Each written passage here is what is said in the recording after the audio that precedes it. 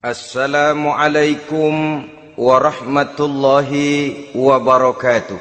Waalaikumsalam warahmatullahi wabarakatuh. Bismillahirrahmanirrahim. Alhamdulillahi rabbil alamin. Wassalatu wassalamu ala ashrafil anbiya'i wal mursalin, Sayyidina wa maulana Muhammadin wa ala alihi wa ashabihi al-mujahidin at-tahirin, amma ba'du.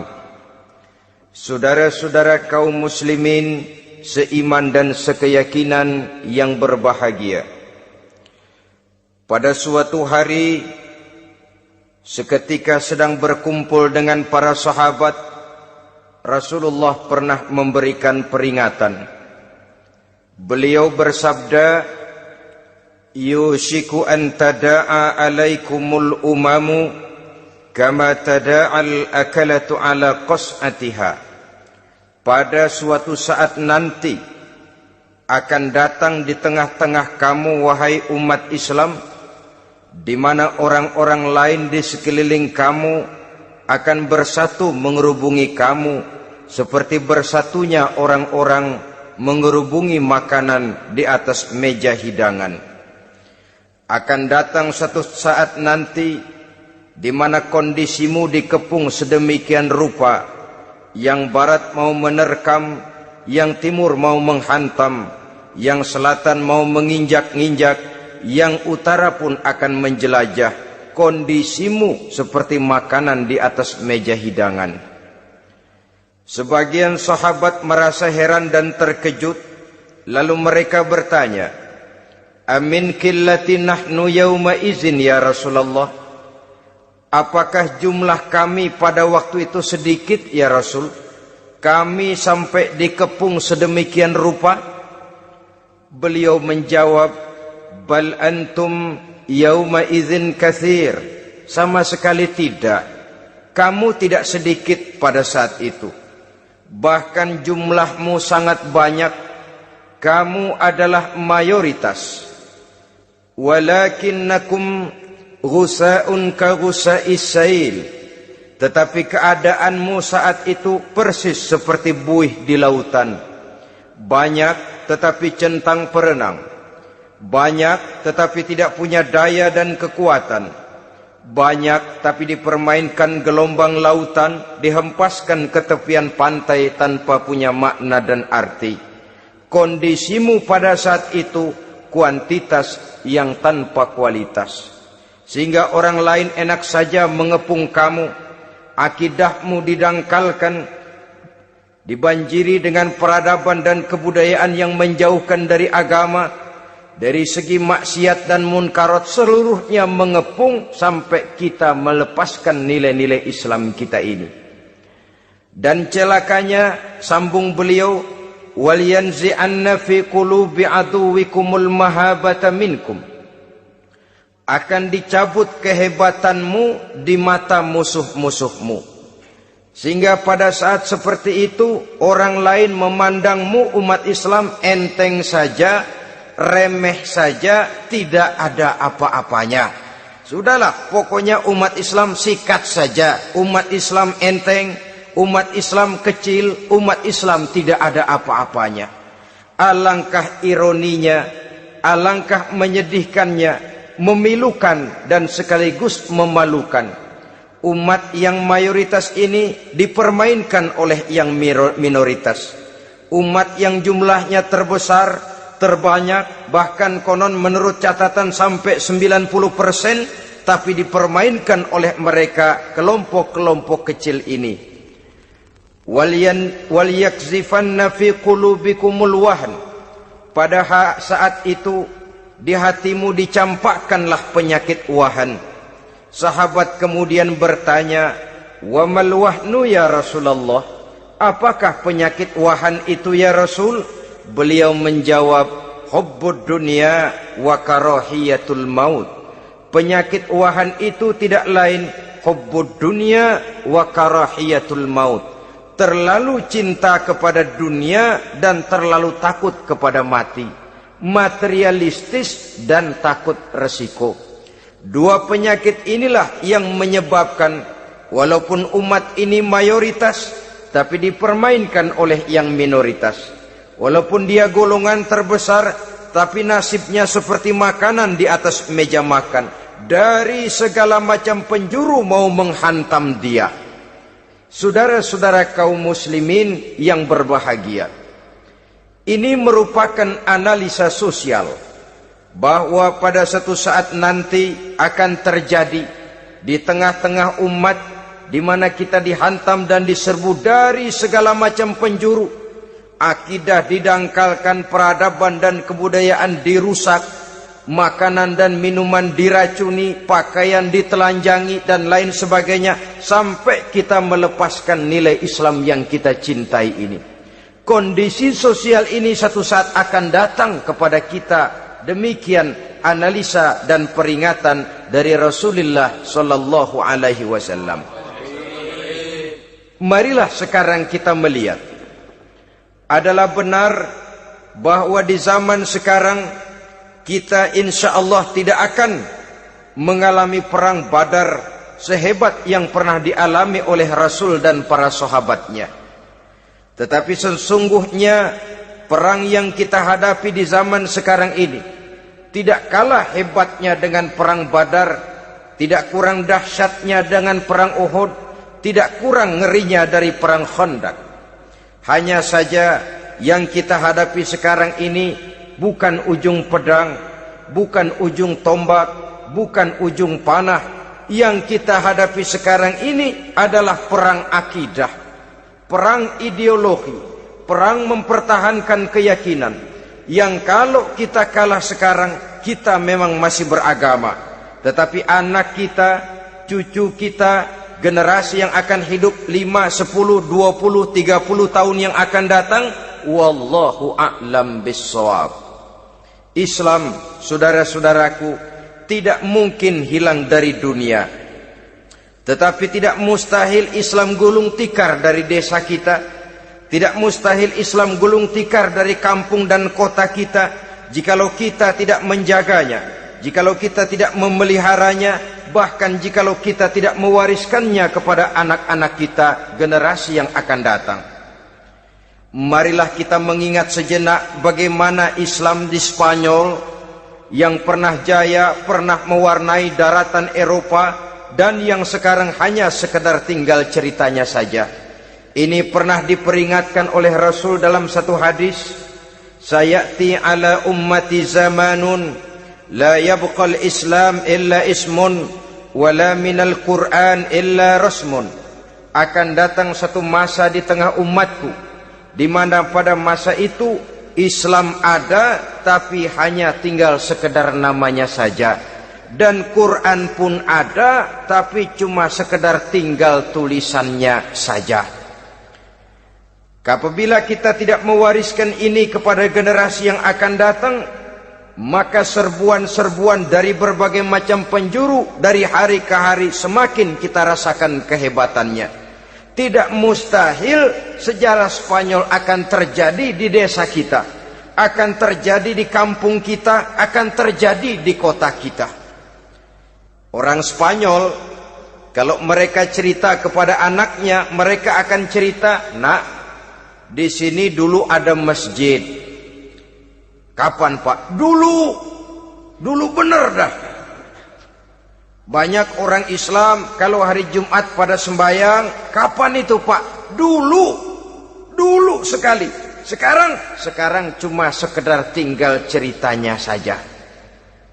Bukankah sesuatu yang sangat tidak mustahil apabila kita tidak menjaga dan mewariskan Islam ini kepada generasi yang akan datang, maka serbuan-serbuan akan membawakan hasil yang diinginkan oleh para penyerbu itu tadi. Kita sudah menjadi umat yang mayoritas, tetapi umat yang mayoritas ini menurut Rasul dikepung sedemikian rupa, akidahnya didangkalkan, peradaban dan kebudayaannya ditekan sedemikian rupa, kehidupan sosialnya dibuat individualis, Kemudian dari segi pergaulan, pakaian, makanan, minuman dan sebagainya diracuni, sampai dia tidak lagi berpegang teguh kepada agamanya. Dan dikala itu hilang kehebatan umat ini di mata musuh-musuhnya. Orang lain memandang kita ringan saja, enteng saja, satu umat yang sudah kehilangan wibawa. Padahal konon kabarnya kita mayoritas, tapi enak saja dikutak-kutik orang lain. Dan dikala itu di hati kita merajalela penyakit uahan. Penyakit uahan itu apa? Pertama, hubbud dunia, terlalu cinta kepada dunia. Terlalu cinta kepada dunia yang menyebabkan kita lupa. Lupa akan tanggung jawab dan kewajiban. Lupa meneruskan dan mewariskan Islam kepada generasi yang akan datang. Kita berlomba hanya untuk mengejar dunia dan seluruh isinya. Baik dia bernama material, baik dia bernama seksual, baik dia bernama pangkat, jabatan dan kedudukan, berlomba-lomba kita di dalamnya. Sampai tercampaklah penyakit hubbud dunia di dalam hati ini. Berurat dan berakar dunia itu, sulit dan berat kita berpisah daripadanya. Akibatnya kemauan untuk berbuat demi dan atas nama agama sangat sulit terwujud di dalam kehidupan ini. Yang kedua, karahiyatul maut, terlalu takut kepada mati. Baik mati ajal, mati dalam artian yang sebenarnya, baik mati usahanya, baik mati karirnya, baik mati pangkat dan jabatannya. Sehingga dengan demikian akibatnya jatuhlah kita menjadi umat yang kehilangan wibawa di mata orang lain.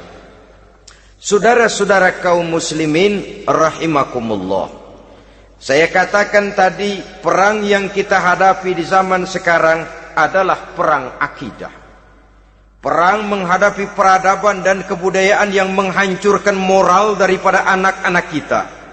Perang menghadapi banjirnya maksiat dan munkarat.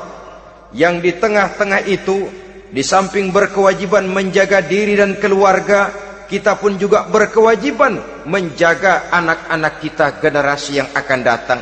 Mengarahkan dan mendidik mereka sesuai dengan yang dikehendaki oleh Allah Subhanahu wa ta'ala.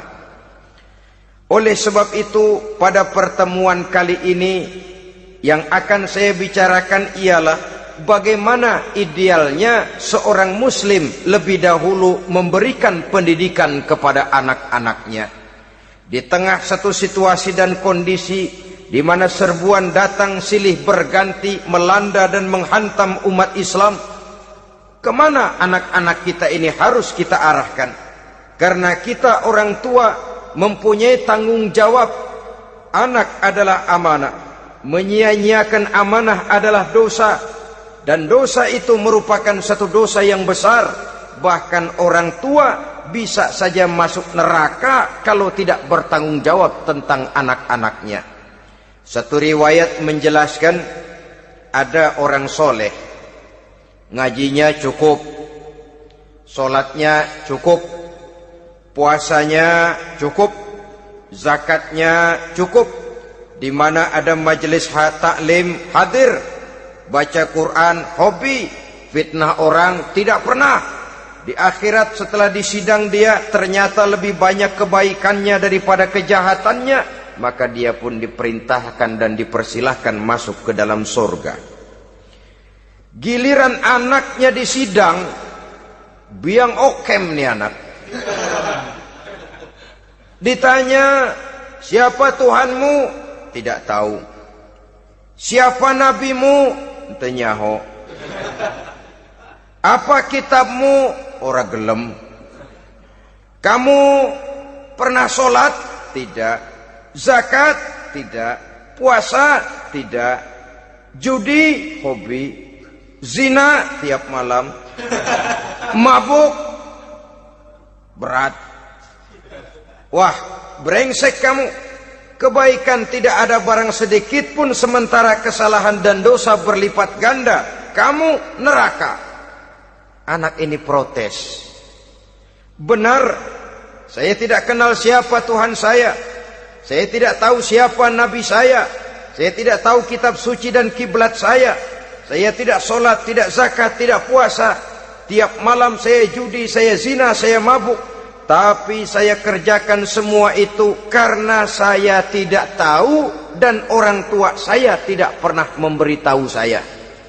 Dia enak-enakan hadir di majelis taklim, saya nyekek botol, didiemin saja. Dia enak-enakan baca Quran, saya zina, didiamkan saja. Saya bukan tidak mau, orang tua saya sama sekali tidak pernah mendidik saya. Dia mau benar sendiri. Maka kalau sekarang saya harus masuk ke dalam neraka, saya menuntut agar orang tua saya ikut sama-sama bergabung dengan saya ke dalam neraka. Gara-gara dia tuh saya jadi begini. Orang tuamu yang mana? Tuh, yang barusan mau ke surga. Ini orang tua yang sudah mau berangkat ke surga dipanggil. Sebentar dulu mas. Ini benar anak kamu? Iya pak. Waktu di dunia kamu tidak pernah ajarin dia ngaji? Sampai dia tidak kenal Tuhannya, tidak kenal nabinya, tidak kenal kiblat dan kitab sucinya? Iya pak. Dia tidak sholat, kamu diamkan saja. Dia tidak puasa, tidak zakat, kamu bersikap masa bodoh. Bahkan dia judi, dia zina, dia mabuk, kamu pun berdiam diri saja. Iya pak. Tahukah kamu bahwa anak ini adalah amanah? Menyia-nyiakan amanah artinya khianat, dan khianat adalah dosa yang sangat besar. Kamu tidak bertanggung jawab, maka kamu, anakmu gabung ke dalam neraka. Saudara-saudara kaum muslimin rahimakumullah. Itu sebabnya Allah pesan benar-benar, ya ayyuhalladzina amanu qu anfusakum wa ahlikum nara.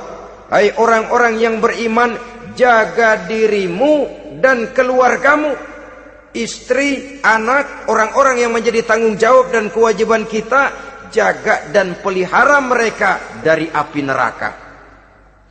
Saudara-saudara kaum muslimin, lalu kalau kita orang-orang tua yang hidup di zaman sekarang ini sudah sering beristighfar, mengurut dada, melihat situasi, membaca peta keadaan, konon tantangan yang akan dihadapi oleh anak-anak kita 15, 20, 25 tahun yang akan datang jauh lebih berat dari apa yang kita hadapi sekarang ini. Maka adalah wajar jika kita sebagai orang tua yang cinta kepada agama, cinta kepada anak-anak kita, berpikir untuk mewariskan nilai-nilai yang luhur ini kepada anak-anak kita generasi yang akan datang. Bagaimana pada mulanya kita harus mendidik mereka? Mari kita telusuri apa yang dicontohkan oleh Al-Quranul Karim. Orang-orang tua bijaksana yang diceritakan dalam Al-Quran, kalau sudah berpikir tentang anak-anaknya generasi yang akan datang, pendidikan pertama yang diberikan kepada anaknya ternyata adalah persoalan akidah. Nabi Ibrahim, pertanyaan yang paling merisaukan beliau buat anak cucunya ialah, ma ta'buduna min ba'di. Saudara bisa lihat surah Al-Baqarah ayat 133. Anak-anakku, kalau pada satu saat nanti aku, ayahmu ini sudah tidak ada lagi, meninggalkan kamu semua, meninggalkan kehidupan dunia ini, ma ta'buduna min ba'di, apa yang akan kamu sembah nak kalau ayah sudah tidak ada lagi? Jikalau ayahmu sekarang masih rajin ke masjid, melakukan rukuk dan sujud, i'tikaf dan membaca Quran, kalau satu saat ayahmu meninggalkan dunia ini, masihkah engkau mau ke dalam masjid? Masihkah engkau rukuk dan sujud? Masihkah engkau i'tikaf? Ma ta'buduna min ba'di, apa yang akan kamu sembah kalau aku ayahmu tidak ada lagi nak? Ditanamkan bukan hanya keyakinan bertauhid, sekaligus juga menyembah kepada Allah yang kita yakinkan dengan tauhid itu tadi. Bukankah berbeda dengan kita kebanyakan orang tua sekarang? Kita tidak pernah berpikir ma ta'buduna min ba'di. Kalau bapak tidak ada, kamu nyembah apa nak? Kita orang tua sekarang pagi-pagi malah berpikir ma ta'kuluna min ba'di. Kalau bapak enggak ada, kamu nanti makan apa nak? Bukan nyembah apa yang kita pertanyakan, bukan nyembah apa yang kita khawatirkan, makan apa nak? Maka yang dicari lalu sekolah-sekolah yang bonafit, yang tidak peduli apakah itu merusak imannya, mematikan akidahnya, menghancurkan keyakinannya. Yang penting ada jaminan hari depan bisa dapat lapangan kerja. Akibatnya berduyun-duyun orang-orang tua muslim menyekolahkan anaknya di sekolah-sekolah yang bukan Islam, yang nyata-nyata membahayakan akidahnya. Dididik dengan kultur dan budaya yang bertentangan dengan nilai-nilai agamanya. Bukankah ini berarti merelakan anak untuk dikafirkan? Bukankah ini artinya menyerahkan anak untuk ditulis menurut selera para pendidik yang tidak sesuai dengan nilai akidah yang dimilikinya? Mengapa kita tidak berpikir seperti Nabi Ibrahim yang sebelum memberikan pendidikan kecerdasan, sebelum pendidikan matematika, IPS, PSPB dan disiplin ilmu lainnya, yang pertama ditanamkan ma ta'buduna min ba'di. Kalau ayahmu tidak ada, kamu menyembah apa nak? Menyembah Allah apa nanti malah menyembah harta? Menyembah Allah apa nanti malah mendewa-dewakan pangkat dan jabatan? Menyembah Allah apa malah nanti menyembah alam? Itu yang dikhawatirkan Nabi Ibrahim kepada generasi yang akan datang. Dan itu saudara-saudara yang seharusnya mengkhawatirkan kita kepada anak-anak kita, generasi yang akan datang. Lihatlah serbuan akidah di zaman sekarang ini. Dimanfaatkan kemiskinan kita umat Islam. Diberikan kita tawaran berupa beras, pakaian, obat-obatan, kalau perlu beasiswa, asal bisa melepaskan keislaman kita ini. Bertahap, sedikit demi sedikit, step by step, shibran bi shibrin wa zira'an bi zira'in. Dan harus saya ingatkan, orang di zaman sekarang tidak mungkin menghantam Islam secara frontal. Tidak mungkin menghantam Islam terang-terangan, apalagi mengerahkan satuan militer. Tidak. Orang berhitung bagaimanapun kondisi dan kualitasnya umat Islam, mereka masih punya satu modal penting, fanatisme agama. Kalau ini disulut, api jihad segera berkobar, dan hanya maut yang bisa menghentikan orang yang dibakar dengan semangat jihad. Orang tahu itu. Betapa Uni Soviet kedodoran menghadapi mujahidin Afghanistan yang disulut oleh semangat jihad yang berkobar dengan persenjataan yang primitif ketimbang persenjataan Uni Soviet. Entah mereka pantang surut mundur ke belakang. Jadi jangan mimpi bahwa orang mau menghantam Islam ini dengan melarang pengajian, meruntuhkan masjid, menyegel pondok pesantren. Tidak. Melarang orang sholat, tidak. Kalau perlu masjid diperbanyak, musola diperbesar. Tapi bikin itu masjid seperti museum, besar, megah, mercusuar, tapi bikin seperti museum. Tempat orang kagum, tempat orang memuji, tapi sunyi dari nilai-nilai ibadah.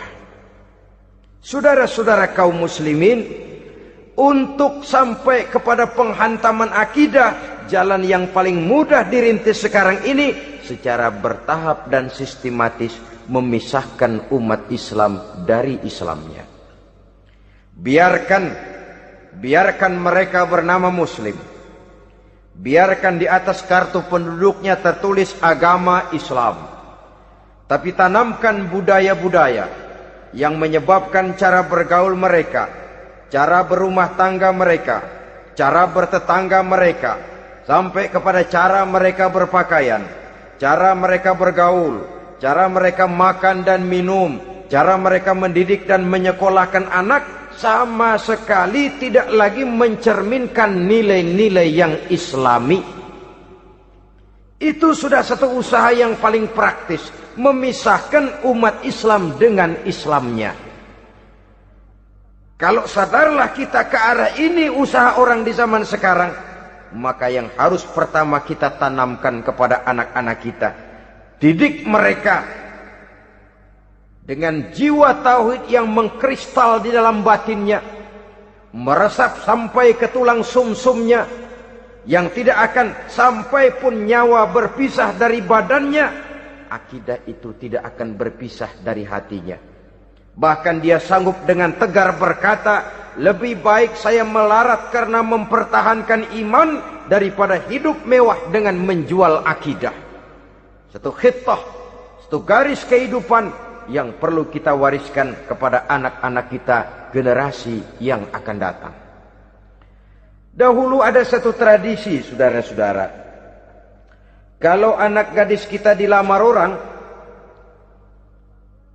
lalu bertanya, anakmu mau ngelamar gadis saya, apa sudah khotam Quran berapa kali? Apa sudah bisa baca kitab macam-macam dan lain sebagainya? Sehingga lahirlah satu kebanggaan. Apapun motifnya, tapi pertanyaan semacam ini zaman sekarang sudah langka.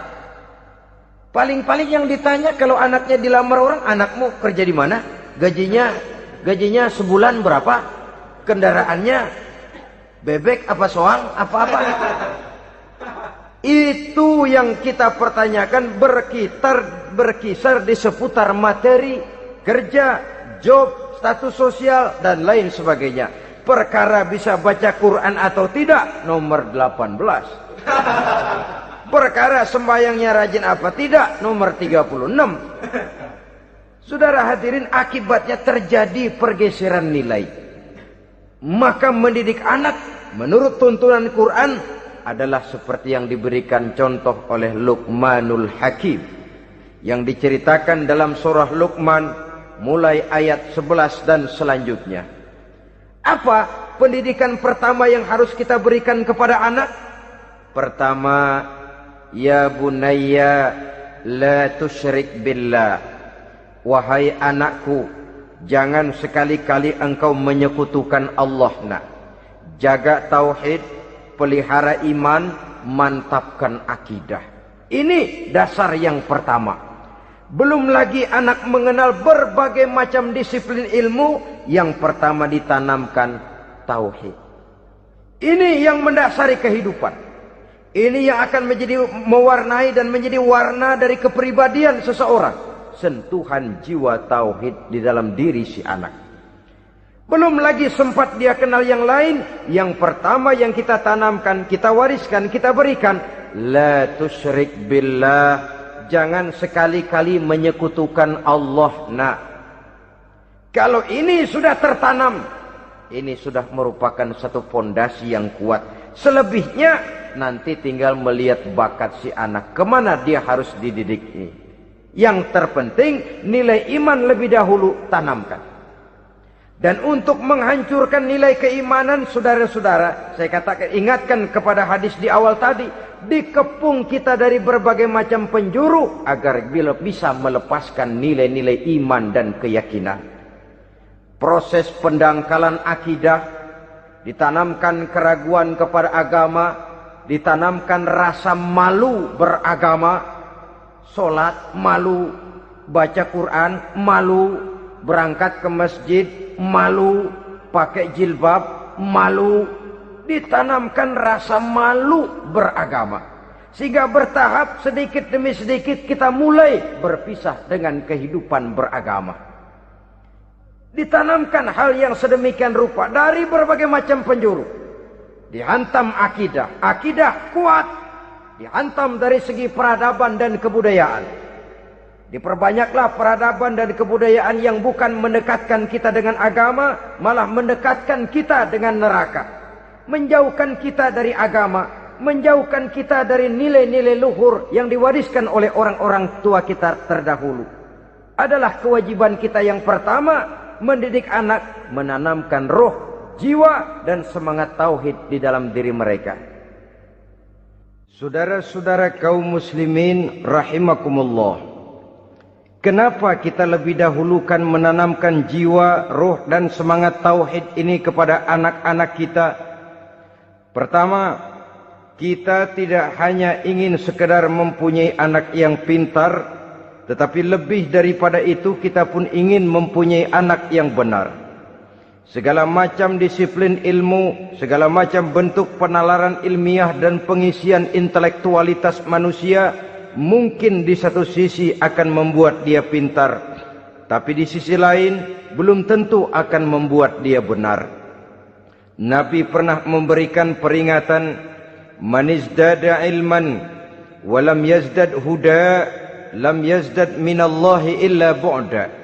Orang yang hanya bertambah ilmu pengetahuannya tapi tidak bertambah hidayah dari Allah, tidak makin mantap keimanannya, maka seluruh nilai-nilai ilmunya hanya akan menjauhkan dia dari Allah Subhanahu wa taala. Dan adalah lebih merupakan azab daripada nikmat kalau kita diberikan ilmu pengetahuan yang hanya akan menyebabkan kita semakin jauh dari Allah Subhanahu wa taala. Yang kedua, sesungguhnya roh, jiwa dan semangat tauhid yang melekat dalam diri anak pada puncaknya akan melahirkan satu disiplin murni yang tumbuh dari dalam dirinya sendiri, di mana si anak dalam kehidupannya merasakan dimanapun dia berada, kemanapun dia pergi, ia selalu merasakan kehadiran Allah dekat dalam hidupnya. Ia sadar sesadar-sadarnya bahwa tidak ada satu perbuatan yang bagaimanapun kecilnya yang bisa disembunyikan dari kekuasaan Allah Subhanahu wa taala. Yang ketiga, dengan penanaman roh, jiwa dan semangat iman ini, maka diharapkan anak-anak nanti pada pertumbuhannya sanggup mengendalikan hawa nafsunya. Dengan kata lain, bahwa penanaman jiwa tauhid, penanaman roh dan semangat keimanan ini merupakan kondisi dasar yang harus dilakukan sebelum yang lain-lainnya. Kemudian pendidikan kedua yang diberikan oleh Al-Quran melalui contoh dan model dengan Luqmanul Hakim ini, setelah menanamkan tauhid, ditanamkanlah kepada si anak ini rasa hormat kepada orang tuanya. Wa wassaynal insana biwalidayhi, dan kami wasiatkan kepada manusia untuk berbakti kepada ibu bapaknya. Hamalathu ummuhu wahnan ala wahnin, karena ibunya telah mengandungnya dengan kepayahan di atas kepayahan. Maksudnya dengan kepayahan dan kelelahan yang berlipat ganda. Sehingga ketika Rasul ditanyakan orang, "Ya Rasul, siapa yang paling harus saya taati di dunia ini?" Beliau menjawab, "Ibumu." Kemudian, "Siapa lagi ya Rasul?" "Ibumu." Setelah itu, "Siapa lagi ya Rasul?" "Ibumu." Dan kemudian, "Siapa ya Rasul?" "Bapakmu." Ibu, ibu, ibu, bapak. Bahkan al-jannatu tahta aqdamil ummahat, surga berada di bawah telapak kaki ibu. Bagaimana menanamkan rasa hormat kepada orang tua di hati anak? Tentu yang pertama, bagaimana orang tua bisa memberikan keteladanan. Marilah kita sebagai orang-orang tua ini menyadari bahwa sebelum anak kenal sekolah dasar, sebelum anak kenal TK, ibtidaiyah, sanawiyah sampai kepada perguruan tingginya, yang pertama dia kenal adalah lingkungan rumah tangganya, gurunya adalah ibu bapaknya. Di sini berlakulah apa yang dinamakan keteladanan. Keteladanan jauh lebih berhasil daripada sekedar teori-teori yang muluk. Keteladanan jauh lebih berhasil daripada berbagai macam indoktrinasi dan penataran. Kurangnya keteladanan akan menyebabkan anak mencari pola. Apabila kita orang tua ini tidak bisa memberikan keteladanan yang baik kepada anak-anak kita, maka pada suatu saat anak-anak akan menganggap enteng dan kehilangan wibawa kita sebagai orang tua di mata mereka. Dikala itu akan sangat sulit kita membentuk kepribadian mereka. Bukankah di zaman sekarang ini kita banyak mengalami krisis wibawa, krisis figur? Ada yang karena rapotnya merah melulu gurunya dikeroyokin, Pak Guru pulang sekolah dicegat, bahkan nyaris ada orang tua pernah dibunuh oleh anaknya sendiri, dan lain sebagainya. Kasus-kasus yang sebenarnya tidak perlu terjadi, karena memang bukan saja bertentangan dengan nilai budaya kita sebagai bangsa, tapi juga bertentangan dengan ajaran agama kita sendiri. Krisis wibawa, krisis figur, yang juga akibatnya harus kita sadari banyak faktor yang membentuk kepribadian anak. Pergaulannya, yang dibacanya, yang ditontonnya, yang disaksikannya di dalam kehidupan. Benar kita menyekolahkan mereka, tapi berapa jam mereka di sekolah? 6 jam, 7 jam paling lama. Sedangkan mereka hidup 1 hari 1 malam 24 jam. Kalau cuma 7 jam di sekolah, ini berarti lebih banyak dia di luar sekolah. Dan di luar sekolah itu artinya ya rumah tangganya, ya temannya, ya lingkungan di mana dia tinggal, yang seluruhnya sangat besar pengaruhnya dalam ikut membentuk kepribadian anak-anak kita.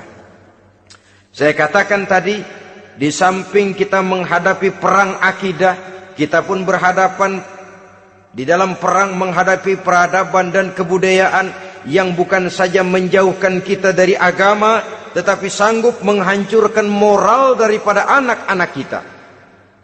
Secara pribadi, saudara-saudara, saya iri, saya kagum misalnya dengan kemajuan yang diperoleh oleh negara tetangga kita, Jepang misalnya.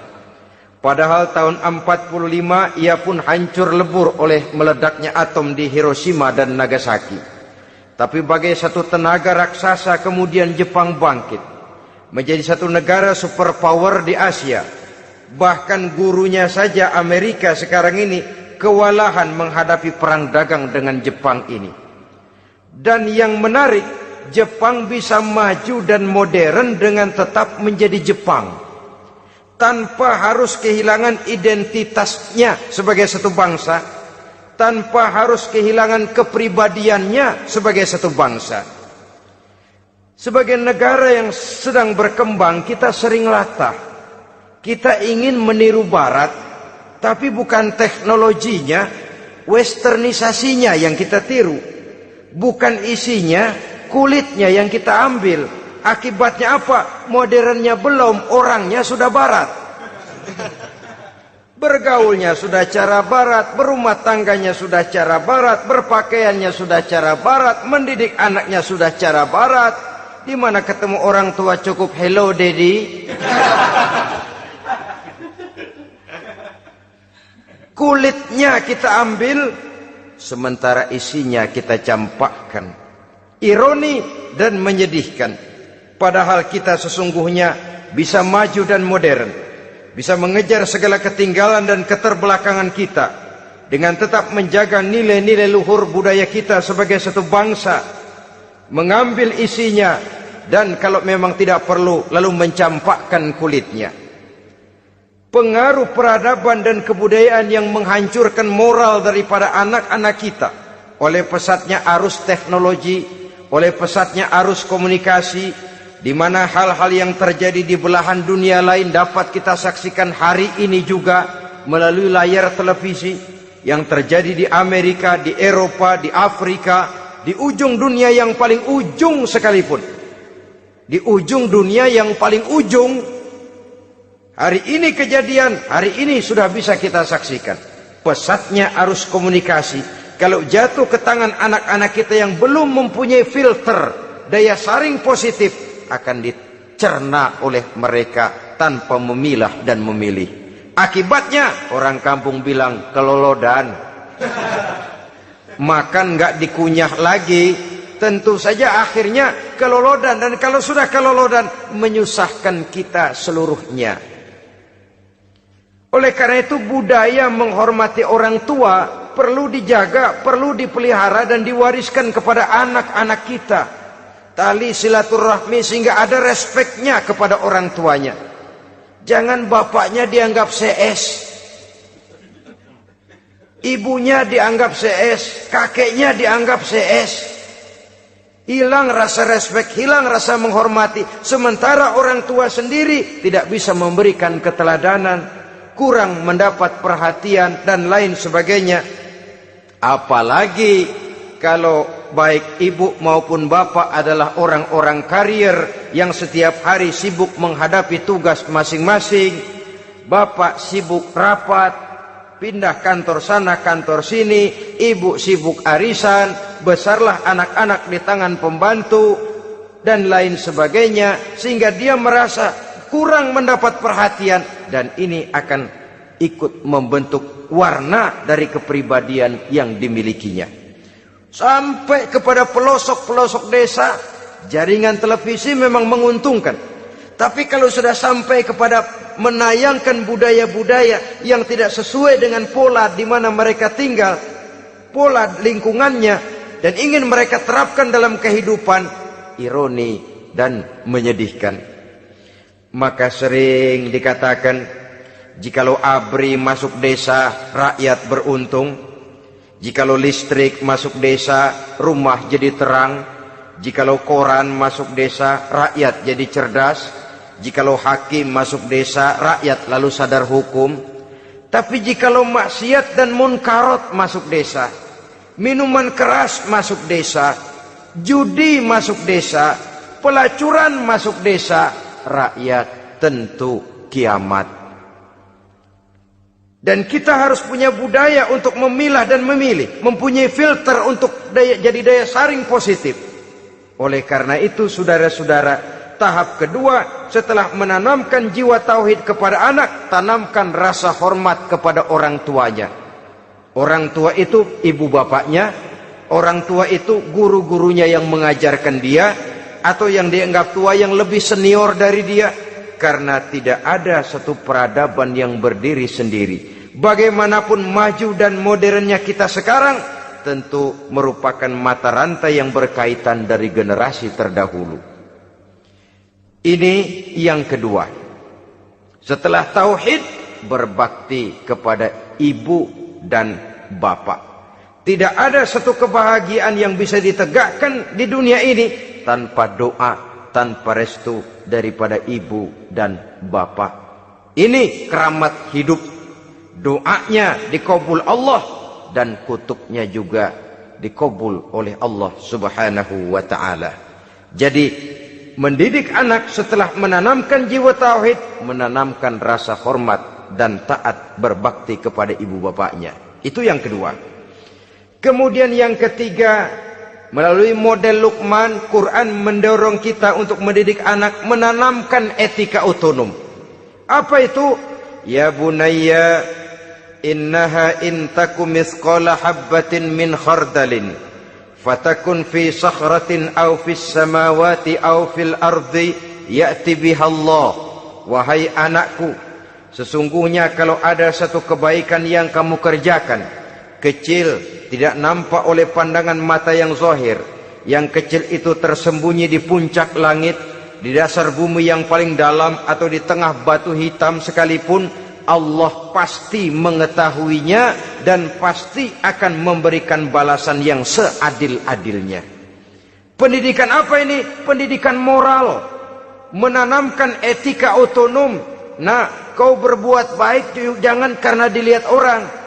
Kau tidak mau melakukan kejahatan, jangan cuma karena ada polisi. Kalau ada polisi kau tidak mau jahat, kucing juga begitu. Coba lihat kucing, taruh ikan asin di piring kaleng, tongkrongin. Aduh, kucing kalem, sopan, tenang. Sedikit kita lengah, habis ikan digarap. Tapi ditanamkan satu kesadaran, kemanapun kau pergi, nak, apapun yang kau kerjakan, tersembunyi di tengah batu, di dasar bumi, di puncak langit, Allah pasti tahu. Dalam bahasa yang ringan, nak, Kita ini diawasi oleh 2 hiperkomputer yang maha sensitif. Produksi langit, mereknya Rokib dan Atid. Itu komputer yang sangat peka dan sensitif. Jangankan kita berbuat, kita berniat baik saja, komputer sudah nyatat sendiri.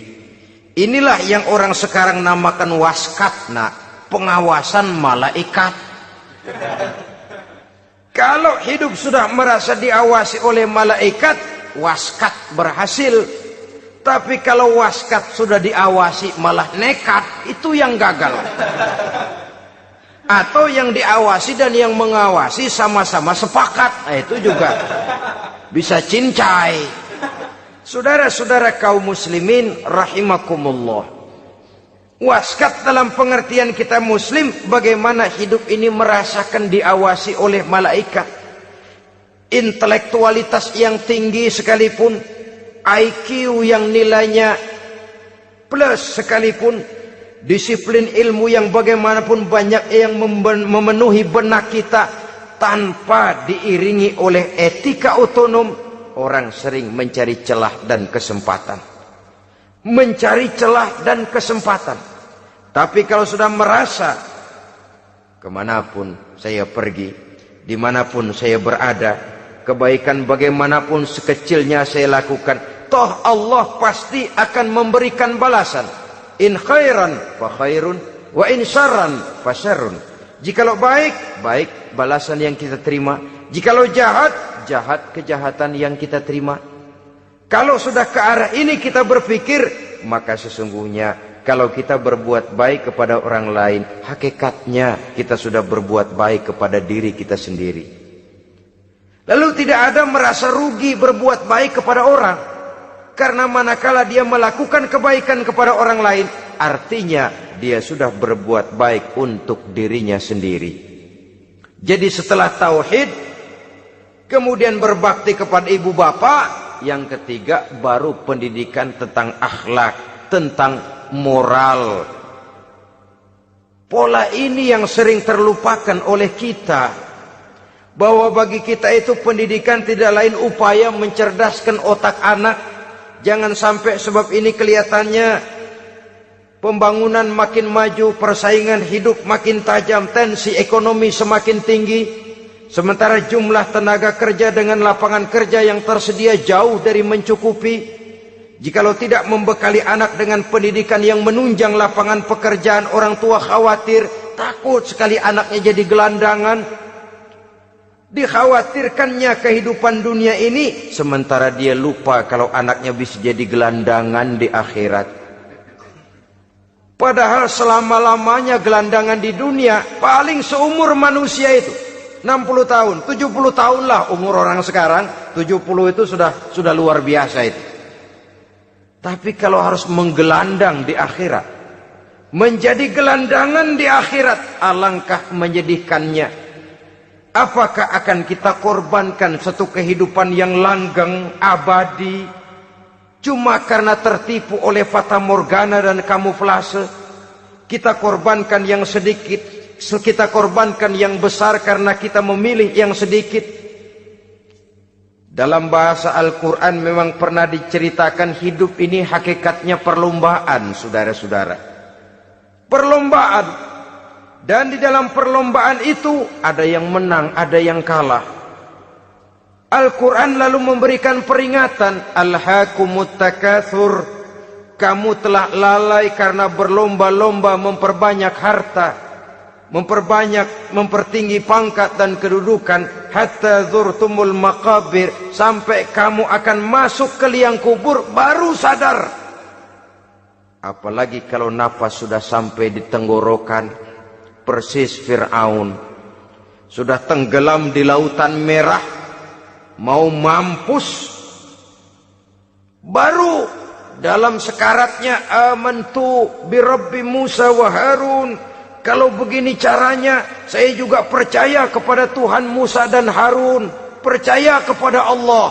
Sudah mau mati baru amantu bi Rabbi Musa, kami percaya kepada Tuhan Nabi Musa, kata Fir'aun. Malaikat maut kesel bener, dilelepin terus di laut. Mampus tuh sekalian. Hidup ini memang kita berlomba. Berlomba dengan waktu, berlomba dengan umur, berlomba dengan tenaga, berlomba dengan tetangga. Yang jangankan kita sampai mundur, berhenti saja sejenak, kita akan ditinggalkan oleh yang lain. Tiada kata mundur, bahkan tiada kata berhenti. Sekali kita melangkah, melangkahlah terus. Tapi berlombalah seperti yang dikehendaki Quran. Fastabiqul khairat. Berlomba-lombalah di dalam kebajikan. Jangan berlomba-lomba di dalam kemaksiatan, kemunkaran, kejahatan. Berlombalah dalam urusan kebaikan. Saudara-saudara kaum muslimin rahimakumullah. Tauhid, berbakti kepada ibu bapa, kemudian pendidikan tentang moral. Apabila pendidikan tentang moral sudah tertanam, barulah lihat bakat si anak. Kemana bakatnya? Anak saya kelihatannya dari kecil demennya main bedil-bedilan saja. Abri kali itu. Kirim ke Magelang, masukkan akabri. Tapi dengan syarat 3 itu tadi. Iman sudah tertanam, rasa bakti kepada ibu bapak sudah ada, dan punya nilai moral. Sehingga boleh jadi nanti dia menjadi jenderal yang beriman, yang berbakti kepada ibu bapaknya, dan punya moral yang tinggi.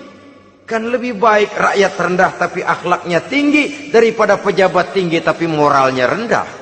Jauh lebih baik rakyat rendah punya moral tinggi ketimbang pejabat tinggi punya moral rendah.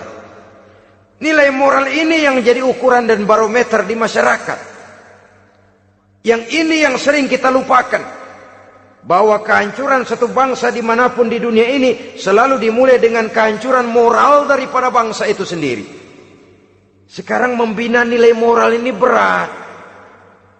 Gadis kita, remaja, putri, diberikan pakaian jilbab, mungkin dia sendiri masih setengah-setengah, ditambah lagi oleh ledekan temennya. Jilbab lah kuno. Bau sorga lah, bau masjid lah, bau menyan lah. Ditanamkan rasa malu untuk hidup dekat dengan agama. Kalau moral semacam ini sudah tertanam, sedikit demi sedikit kita mulai mengucapkan selamat tinggal kepada agama. Dan kemalangan apa yang lebih malang kalau kita sudah jauh dari agama ini? Bukankah Islam telah menyelamatkan manusia dari penyakit jahiliyah dan membawanya kepada satu kehidupan yang maju dan modern? Kalau kita tinggalkan Islam ini, bukankah artinya kita akan kembali kepada satu zaman jahiliyah? Hanya saja jahiliyah itu berada di abad modern. Versinya tentu lebih modern. Kalau zaman jahiliyah dulu mabuknya pakai arak, zaman sekarang sudah macam-macam orang bisa mabuk. Kalau zaman jahiliyah dulu anak perempuan dikubur hidup-hidup, zaman sekarang kadang-kadang belum sempat lahir ke dunia, malah sudah dibunuh lebih dahulu. Versinya saja yang berbeda. Kalau di zaman jahiliyah dahulu manusia menyembah batu yang bernama Latta, Uzza, Manat, dan Hubal. Di zaman jahiliyah modern sekarang ini, orang sering menyembah kepala bagiannya, sering menyembah atasannya, sering menyembah komputer, sering menyembah teknologi modern yang lebih diyakininya daripada Allah sebagai keyakinan sentral di dalam hidupnya. Saudara-saudara kaum muslimin rahimakumullah. Jadi yang ketiga, nilai moral yang ditanamkan kepada anak-anak kita supaya dia bisa menghadapi tantangan-tantangan hidup yang semakin berat ini dengan tetap berpegang teguh kepada nilai-nilai moral yang diwarnai oleh jiwa keimanannya yang bersumber dari ajaran agamanya. 3. Kemudian yang keempat, barulah tatanan kehidupan sehari-hari. Apa kata Luqman? Ya bunayya aqimis shalah. Setelah bertauhid, berbakti kepada ibu bapa, punya nilai moral. Ya bunayya aqimis shalah, nak dirikan solat. Rumah tangga muslim. Anak berumur 7 tahun sudah berani meninggalkan solat. Kata Nabi, pukul. Bukan untuk menyakiti, untuk mendidik. Karena sayang kepada anak. Saudara-saudara, kita khawatir betul kepada anak. Kalau dia pulang dari sekolah, buru-buru kita sebagai orang tua bertanya, sudah makan nak? Sudah istirahat nak? Tapi jarang kita sebagai orang tua melontarkan, sudah sholat nak? Bahkan kita bisa memberikan sugesti kepada anak. Nah, kalau kau naik kelas 1 sampai naik ke kelas 2, bapak beliin sepeda. Tamat SD nak, motor. Tamat SMP nak, ke Bali kita. Tamat SMA nak, Singapura. Saudara-saudara, tapi kalau untuk urusan sholat misalnya, kita tidak pernah memberikan sugesti kepada anak-anak kita. Nah, kalau kau hafal Fatihah lengkap dengan artinya, bapak beliin sepatu. Nah, kalau kau bisa sholat dengan baik, cukup syarat rukunnya, bapak beliin sepeda. Ada rangsangan, ada sugesti yang membuat anak lebih tergerak untuk hidup dalam suasana keagamaan.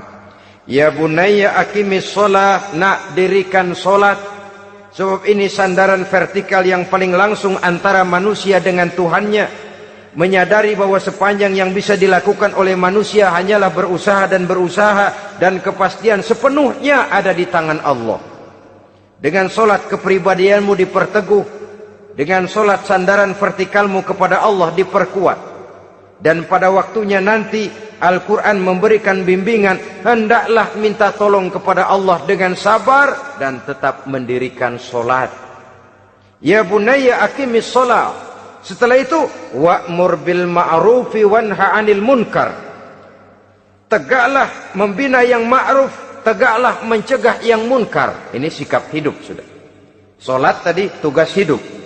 Lalu sikap hidup, tampil di tengah masyarakat, membina yang ma'ruf, mencegah yang munkar sesuai dengan kesanggupan masing-masing. Bukankah setiap kita kepingin punya anak yang bermanfaat, setidaknya bagi keluarganya, syukur kalau bisa bagi lingkungannya, bagi masyarakat, bangsa dan negaranya. Dan satu di antara tanda orang yang bermanfaat, kalau dia bisa hidup menjadi penganjur yang ma'ruf dan pencegah yang munkar. Dan itu kalau tidak ada hidayah, sulit orang mau melaksanakan itu. Sebab apa? Ada kecenderungan belakangan ini di mana agama dianggap urusan pribadi. Sehingga orang lalu sering bilang, jangan bawa-bawa agama dah, itu kan bukan urusan agama. Ini sudah ciri berpikirnya sekuler. Jangan bawa-bawa agama. Agama urusan pribadi, artinya orang mau sholat mau enggak jangan bilang apa-apa dah, urusan dia sendirian. Dia mau puasa dia enggak, merdeka saja, urusan pribadi. Agama bukan persoalan pribadi. Apalagi jika sudah menyangkut amar ma'ruf dan nahi munkar, siap menegakkan yang baik, mencegah yang munkar, untuk tegaknya satu masyarakat yang diwarnai oleh kebaikan dan terhindar dari segala macam kejahatan. Dan terus ayat-ayat selanjutnya mencerminkan sikap hidup. Namun yang intinya, cara mendidik anak yang baik yang dicontohkan oleh Al-Quran dengan Luqmanul Hakim sebagai model. Pertama, tanamkan tauhid.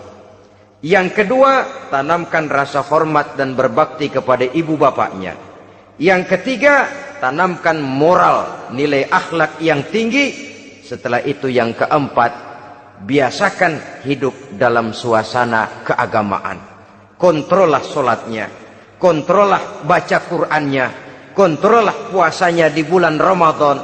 Ajaklah anak-anak sholat berjamaah, sehingga dengan demikian dia terbiasa oleh satu suasana yang mendekatkan dia dengan nilai agamanya.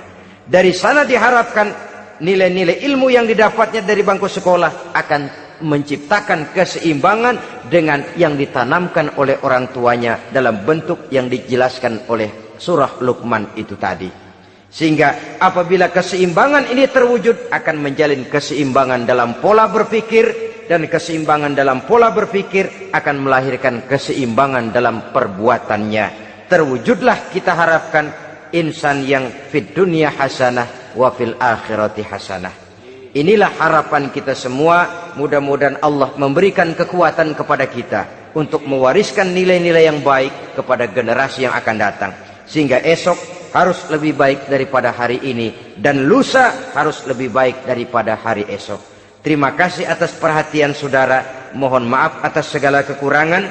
Usikum wa nafsi bitaqwallah. Wassalamualaikum warahmatullahi wabarakatuh.